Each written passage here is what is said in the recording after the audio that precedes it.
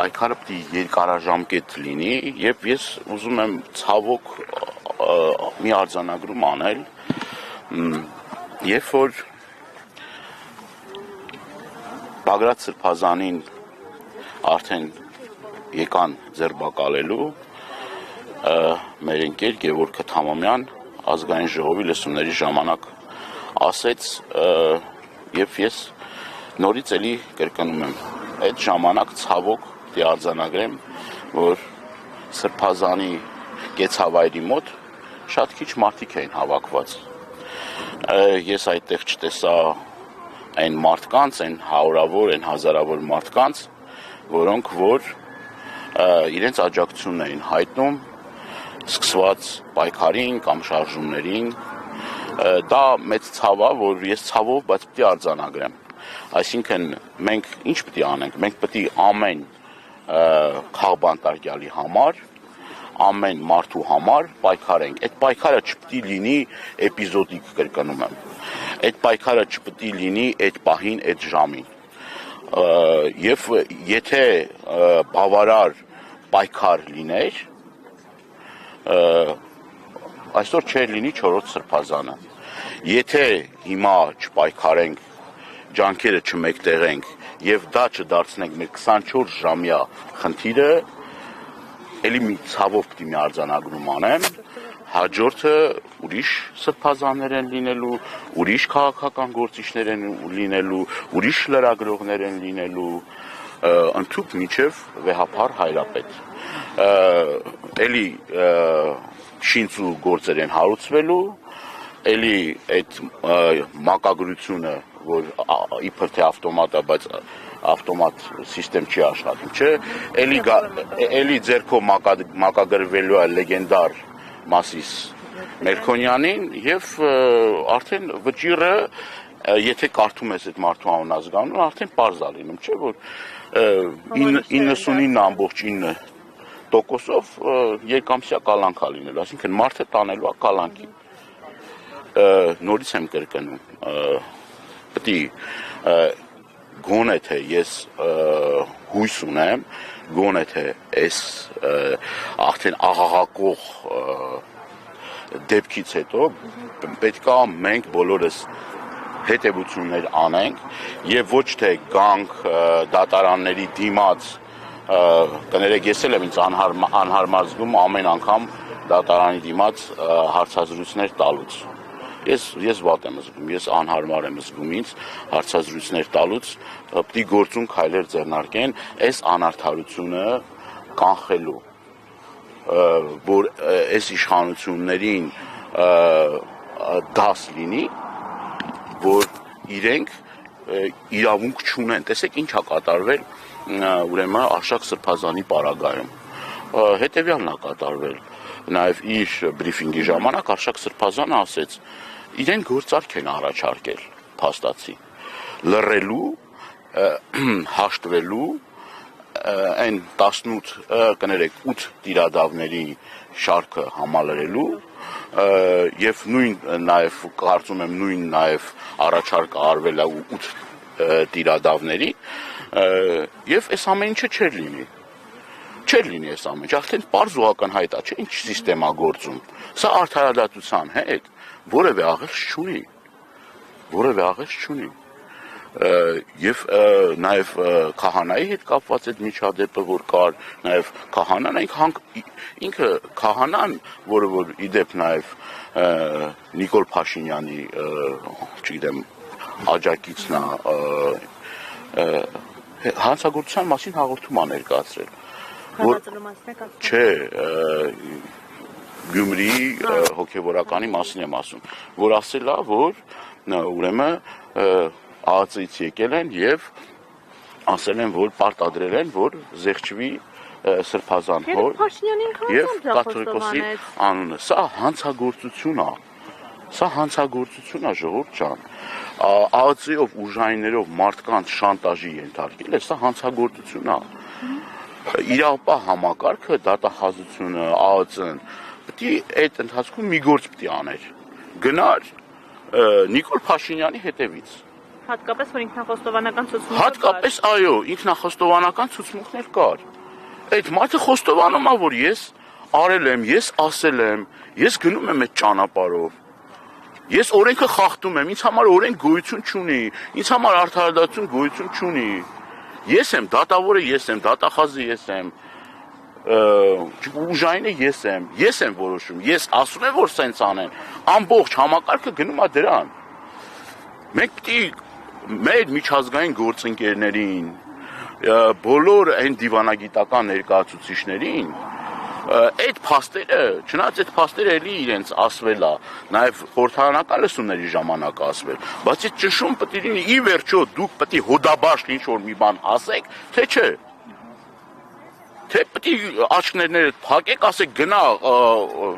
ինչ ապօրինություն ուզում ես, գնա արա, մենք տեր ենք։ Փաստացի է դա նշանակում, էլի գնա ինչ ուզում ես արա, մենք տեր ենք։ Ինչ պետք է անենք մենք պետք է հաշ չլնենք այս ամեն ինչի հետ, կրկնում եմ, մենք պետք է ինչ-որ մի էպիզոդիկ ինչ-որ գործողություններ չանենք, ասենք դատապարտենք, ասենք ու գնանք տներով։ Մենք պայքարենք։ Այո, դա չպետք է լինի։ Եվ ես դրա մասին ոչ թե հիմա եմ խոսում։ Խոսել եմ 2 ամիս առաջ, խոսել եմ 3 ամիս առաջ, 4 ամիս առաջ, 1 տարի առաջ։ Դրա մասին ասել ենք։ Հանգստանալու, հանդարտվելու, չգիտեմ, սենց ռելաքս ապրելու ժամանակները վաղուց անցել են։ Եվ սա պետք է լինի այն կարմիր գիծը, որ մեզ բոլորիս սթափության եւ ռեալ գործեր անելու ժամանակը պետք է լինի։ Մենք պետք է կարողանանք այս երկրում արդարադատություն հաստատենք։ Մենք պետք է կարողանանք պաշտպանել բոլոր այն մարդկանց, որոնք որ այս իշխանությունների զոհն են դառնում, որպեսզի այդ ցուցակը չավելանա։ Քրեակատարողական հիմնարկներում այլևս տեղ չկա։ Ոչ մեկուսարաններում, ոչ, չգիտեմ, քրեակատարողական հիմնարկներում տեղ չկա։ Ու ես ուզում եմ նաև մի կարևոր հանգամանքի մասին նշել։ Հայաստանում այլևս անգամ քրեակատարողական հիմնարկներում մարդկանց կյանքն ու անվտանգությունը ապահովագրված չէ։ Մենք արդեն ունենք 22 քրեակատարողական հիմնարկում մահվան դեպք։ Մահվան դեպք ունենք 22։ Եվ այդ տխուր սարսափելի վիճակագրությունը գնալով ավելանում է եւ կալանքը ընտրվում է որպես պատժի միջոց։ Ում ուզում են պատժել, մի կարող է օդի աղտոտվածության համար վաղը գան իմ եւ ձեր հետևից։ Ասելով որ մենք ենք պատճառ դարձել, որ օդը աղտոտվել է եւ դա դիտավորյալ են կարել այդ ամեն ինչը եւ մի քրեական հոդված հարուցեն։ Այսինքն կապ չունի ինչ, այս մարդիկ առաջնորդվում են այս սկզբունքով քրեական օրենսգիրքը որ կա, գետին գցեն, որի վրա կանգնեն այդ հոդվածով էլ կարան գործը հարուցեն։ Բացարձակ իրենց համար նշանակություն չունի։ Տեսեք, այն մարդիկ հեսրբազաններն էլ իշ տարբեր գործերով ուրեմն գործը հարուցում եւ մարդիկ հանրավի դատապարտվում են եւ մեր ազգը պետք է իմունիտետը ունենա, մեր ժողովուրդը պետք է իմունիտետը ունենա եւ սա կրկնում եմ ոչ թե առանձին վերծրած սրբազանների հարց է, առանձին վերծրած խաղբանտարկյալների հարց է, այլ մեր բոլորիս հարցն է, մեր ժողովրդի հարցն է։ Արդարադատության նախարարը ուրախությամբ նշում է, որ խաղբանտարկյալներ չկան եւ ուրախություն է հայտնում այդ փաստի առթիվ։ Դժվար է այդ հարցին պատասխանել էլի։ Չգիտեմ, ինչ ասեմ, որ տեղին լինի։ Բա եթե 60-ից ավել քաղաքական մոտիվներով հարցեր կան, կներեք, անազատության մեջ մարդիկ կան, եթե մարդու խոսքի համար, իշխանությանը քննադատելու համար մարդկանց տանում են եւ բերդերում պահում են, դա ի՞նչ է նշանակում։ Ինչ է նշանակում դա։ Բայց դա քաղաքական չի, ինչ գործ է։ Դուք տեսել եք Նիկոլ Փաշինյանին գովերքող մեկին տանեն քրեակատարողական հիմնարկ, կամ իրենց աջակցին, որ տասնյակ կոռուպցիոն սխեմաների մեջ ընդգրկված է, ինչ որ, չգիտեմ, էլի, վարչական հսկողություն անգամ սահմանեն իր վրա։ Դուք տեսել եք նման բան։ Էս էլ չէր լինի, հարգելիս։ Մենք այսօր այստեղ կանգնած չենք լինի եւ լեգենդար Մասիս Մելքոնյանը այսօր վճիռ չէր կայացնի, եթե ուրեմն հաշտ լիներ իշխանության օրակարգի հետ, եթե իրենց պահանջները կատարվեր։ Չէր լինի այս ամեն ինչը։ Պարզ ակնհայտ չի, որ ճնշում կա։ Պարզ ակնհայտ չի, որ այս մարդիկ գնում են ապօրինության ճանապարհով։ Որ ցուցումներ է տրվում իրավապահ համակարգին, այս սրանից պարզ ո՞նց լինի։ Էլ ո՞նց է լինում ապօրինությունները, բռնությունները, քաղբանտարկյալները, քաղբանտարկյալը փոզով փոչով է լինում։ Ո՞նց է լինում քաղբանտարկյալ, ինձ ասեք տեսնեմ հլա։ Բայց ո՞րն է այդ քաղբանտարկյալը։ Այսինքն երեսպաշտության մաստեր կլասը էլ ինչ նշանակում, գիտեք ինչ, հիմա ես հասկանում եմ այդ մարդիկ էլ են գերության մեջ են, էլի, այլ կարծիք հայտնելու համար,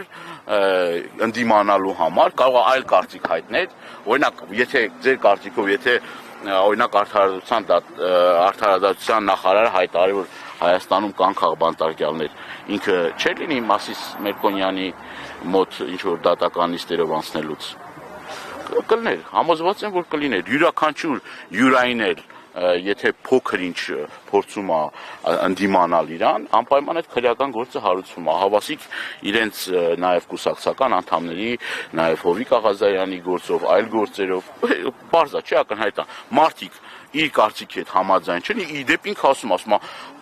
Հայաստանի Հանրապետության կառավարությունում ինչ-որ մեկը կա, որ իմ կարծիքին հակառակ կարծիք արտահայտի։ Այլ կարծիք հայտարարի, կա տենց մարդ, լավագույն դեպքում այդ մարդը գործից կազատվի, եթե չհայտնվի քրեակատարողական հիմնարկում։ Կրկնում եմ, բայց քաղբանտարկյալը ո՞նց է լինում, խղճի հալածյալը ո՞նց է լինում, սենց է լինում։ Կամ նույն Միքայել Սրբազանի պարագայում, Բագրատ Սրբազանի պարագայում, այս դատարանում այդ հոդվածով մարդիկ առավելագույնը պատժվել են տուգանքով, ուրա հիմա Միքայել Սրբազանը քրեակատարողական հիմնարկում, ասում լավագույն դեպքում տուգանք ա եղել։ Հիմա էլ դատախազությունը ասում է, այս համաձայն չեմ, որ 2 տարի է, 2 տարի 6 ամիս լինի։ Սա լավագույն ցուցիչն է, լավագույն բանն է, փաստերը աղաղակող են, այնքան շատ կան այդ փաստերը, որ ժողովուրդ ջան, աբսուրդ է, էլի, աբսուրդ է, ես մի բան եմ ուզում ավելացնեմ, բոլոր են մարդիկ, որոնք որ մասնակցում են այս անարդարությանը եւ գործիք են դառնում իշխանության ձեռքը, պետք է իմանան, որ վաղ թե ուշ իշխանապողություն տեղի ունենալու եւ այս մարդիկ պատասխան են տալու իրենց ապօրինության համար եւ ես ուզում եմ շնորհակալություն հայտնել բոլոր այն տղաներին, որոնք որ 40, 50, 60 այն քաղբանտարկյալներին, որոնք պատվախնդրորեն իրենց այս, չգիտեմ, այս անարդարությունների մեջով անցնելով, այս ամեն ինչի քրեակատարողական հիմնարկներով անցնելով բարձր արժանապատվություն են դրսևորում, կամք են դրսևորում, վճռականություն են դրսևորում, գործարքի չեն գնում, այս մարդիկ մեր ազգի, մեր երկրի, մեր պետության իմունիտետն են այս մարդիկ։ Շնորհակալություն, շատ չոչնի։